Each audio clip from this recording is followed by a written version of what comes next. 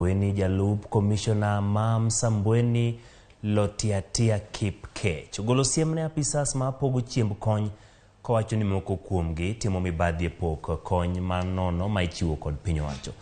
Olero ni chiemo go nyaka chop ne familia ma yutogi ni piny mogik kendo onge kod nyalo mar yudo chiemb kony e kinde makoro oro kod kech obembo thoth jodak mawuok e kaunti no. Olose kind pok mar chiemo e ward mar Amisi kama medo ni thoth jodongo kod jok mong'ol koro onge nyalo moramora mar yudo yo mar chiemo ka geno margi masani nitie mana e kony ma ichiwo gi piny owacho.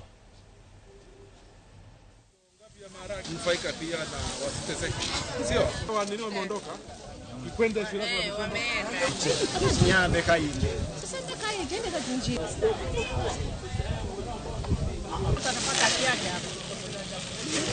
Mambo ya wizi kuna mpango na mtindo wa kuhakikisha ile chakula ishatoka kwa store imefika kule wenye wanalengwa. Na inaenda mbio haraka mpaka vile ifika mahali ifika wanatakana ifike. Na utakuja kuona machifu pia na manaibu wao na wale village administrators pia wako kwa wale kamati ambao wanahakikisha wako na idadi na orodha wale ambao wanalengwa. Sisi hasa walemavu, wakati kukitokea shida ya chakula kama hii, huwa tunaishi kwa upande kwa njia ya kutafuta chakula, kama vile kuenda towns kuenda kuomba. Lakini kwa sasa tunapongeza sasa kwa serikali yetu ambayo imetupumzisha kwa kutupatia hichi chakula kwa muda huu.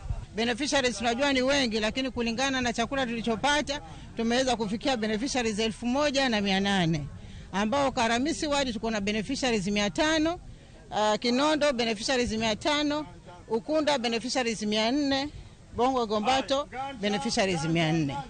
Kwa hivyo tungependa sisi kama serikali sikiza atuongeze chakula, maana wengi wamebaki nyumbani wana shida zaidi. Tunashukuru serikali ya Ruto pamoja na county government kwa kutupa chakula kwa kipindi hichi ambacho kuna kiangazi.